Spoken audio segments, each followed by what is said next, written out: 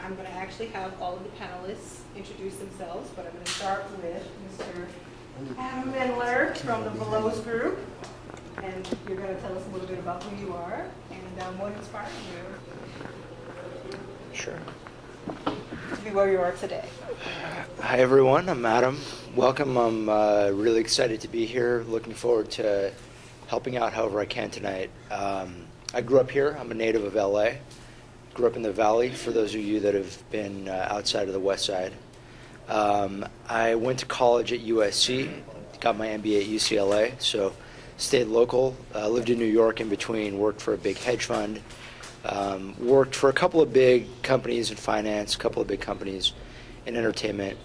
In my late 20s, having worked for 4 really, really big companies in 2 different industries, I sort of realized I was at a point in my life, at a point in my career where if I was ever going to do anything entrepreneurial, that was really the moment in time. I wasn't going to get any younger.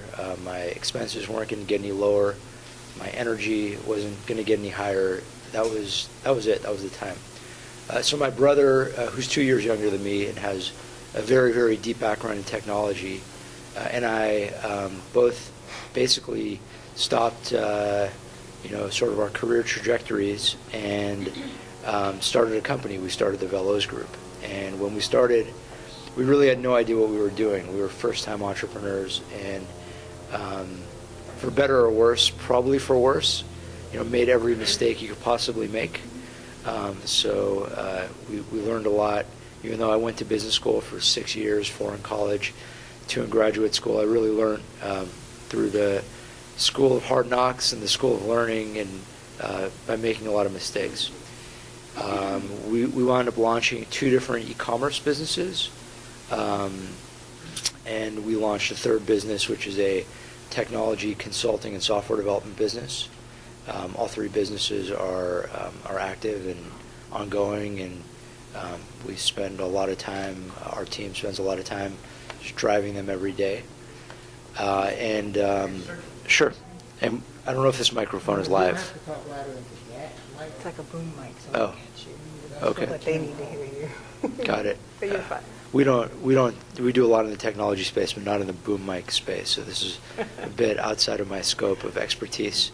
And we're also working on several different entrepreneurial projects in addition to our ongoing ventures. So a little bit about me. Really look forward to sharing whatever I can tonight. Probably more about my failures than whatever successes we've been able to achieve. And thank you. All right. Thank you. Next we have author and speaker, Philippa Scalar. Now we'll have her tell us about herself. I'm from South Africa. I came to live in Los Angeles 12 years ago, and then I left 2 years ago, and I'm so happy to be back. I was on the East Coast, and that weather is not for humans. During this time, I'm so glad, firstly, that I was invited to come here and speak, and especially to young girls. And I hope there's some young boys here who are listening.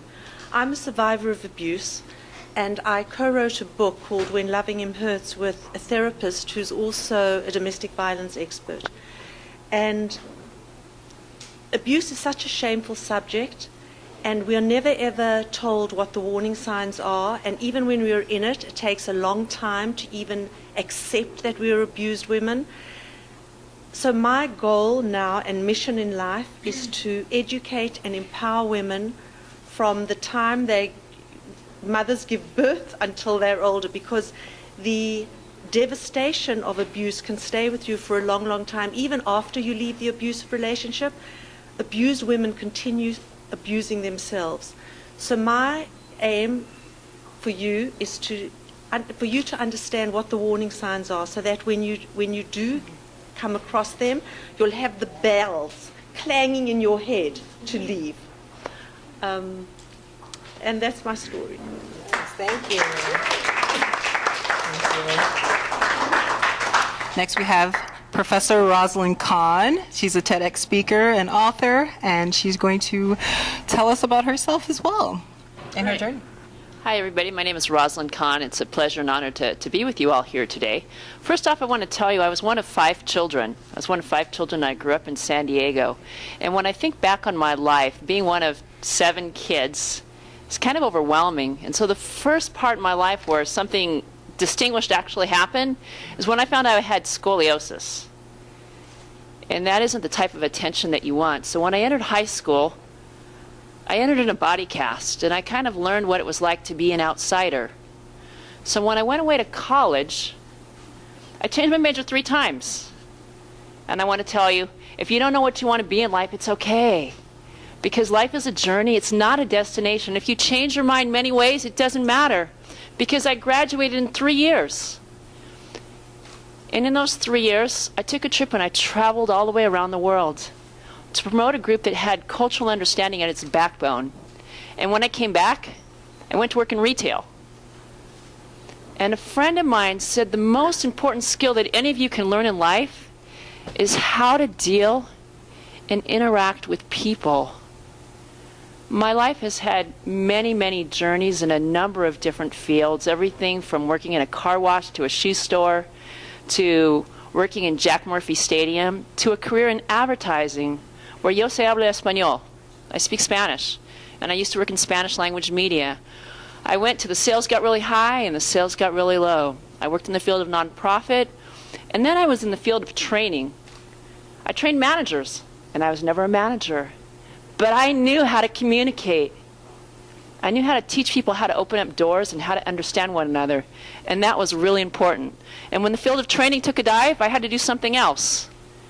And so I metamorphosed as a college teacher. In my college teaching, I love to read. One of my friends told me about this book called Tony Hsieh's The Pursuit of Happiness, Profits, Purpose, and Passion, Profits, and Purpose. And in it, he talks about this concept called random acts of kindness. And so from that, I decided I'd take to my college students who work 35 plus hours an opportunity to connect with the world, and that's how this book came out. And then the speaking career was like this. In the training, I met this individual, and you take life's opportunities at every chance that you can take, and you do what you can do. He said, you got to come to a TED. And when I sat in that audience, I said, I want to be on that stage. And so when I was a volunteer, I did everything that I could. And I'm going to tell you the person who inspired me later on, how that impacted me, because I've been there not once, not twice, but 3 times.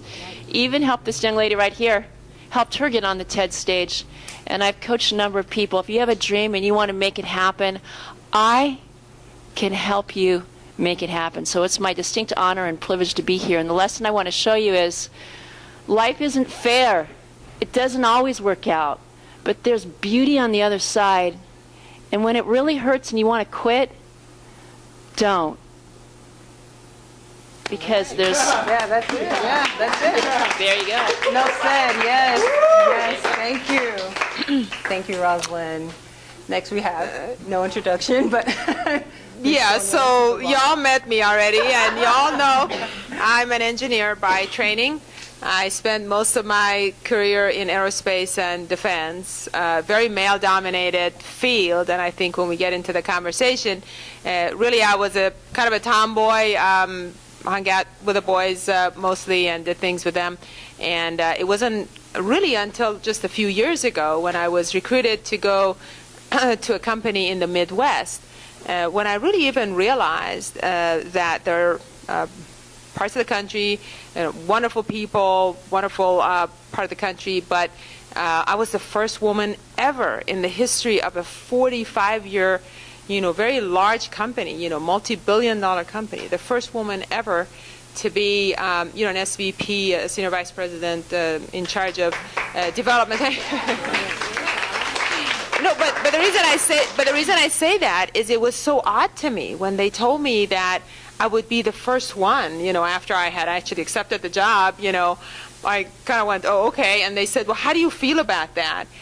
And I kind of looked at the guy who was hiring me, the president of the company was a very good guy, and I said, well, I've been a woman all my life, and I've been And I said, I've been an engineer most of my life, and I'm coming laterally. I mean, the job that I took was lateral. It was at the same level. And I said, but how do you feel about that? So anyway, I am passionate about entrepreneurship. I think that's, having worked at very large corporations, I think entrepreneurship, small companies, people that take that jump, that risk everything for a dream, that's where I want to be. That's what I want to help. I think it's the backbone of this country. Our economic prosperity and our way of life depends upon it. For the first time in 40 years, in 2014, for the first time, more companies went out of business than were started. So 470,000 companies went out of business in 2014, and 410,000 were started. It's a net negative. At that rate, entrepreneurship will go out of style in this country. For the first time in 20 years, women used to be 44% almost of all entrepreneurs. In 1996, in 2014, women were only 36% of entrepreneurs. In 1983, women were 38% of all computer science degrees. Everybody who got a computer science degree in 1983, 38% of them were women. Think that, right? Today, it's 18%.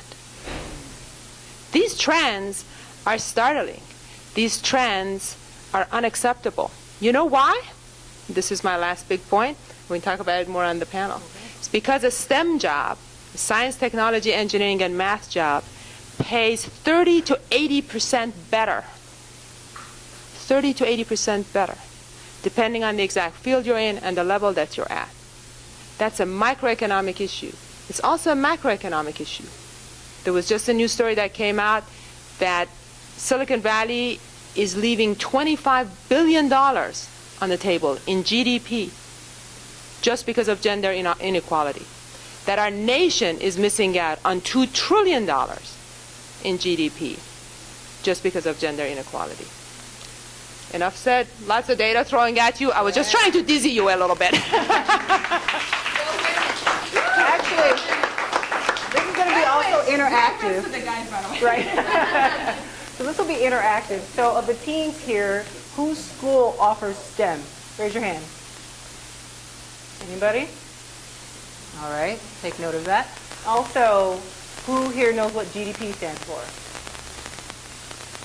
Somebody yell it out. All right. Did you teens know that? Yes. All right. For those who didn't, TeenTrep. Well, that means okay in the Army. All right. So we're going to have Scott Shields. He is the president of EcoNuts. You may have seen him on The Amazing Shark Tank. All right, Hi, it's great to be here.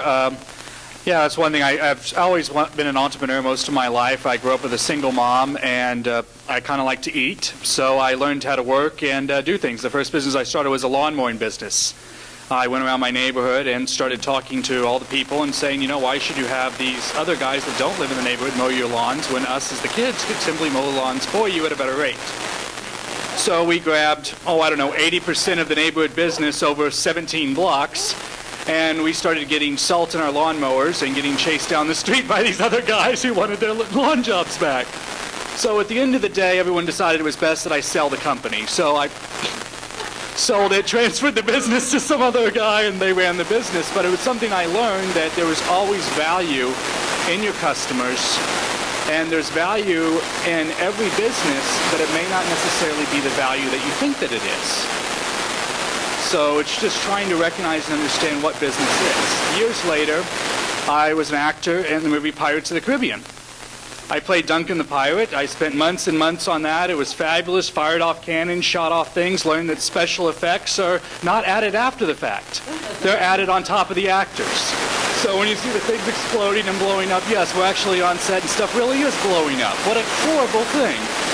So I got done with that movie. That was interesting. I came back over here to relax by the beach for a number of years. And, well, people in life don't like to let you do that. They like you to work, function, do something, as they say. At least that's what my mother said. So I started a company, and it failed. I was starting my own pool cleaning business. Apparently, there takes some skill to pool clean. My mistake. Few slight chemical mistakes and into a pool cleaning business. thought I could do a delivery company.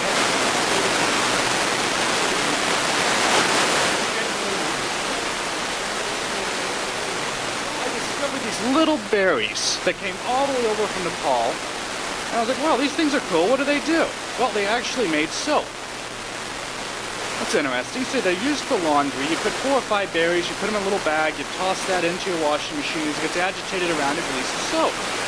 Seems simple enough. Well, they can actually be reused up to 10 times. It's even better. So I looked at the company that was selling them at the time, and I said, well, this is terrible. No one's ever going to buy these or listen to this. This is like some little hippie brand. And I said, I need to take this mainstream. I have to do this better than everybody else. So that's where I started and founded the company in my living room with about $1,000. And had a partner at the time. I kept growing it and growing it. That's another story about partners. Always be careful. Or make sure you have 51%, so you don't have to be careful.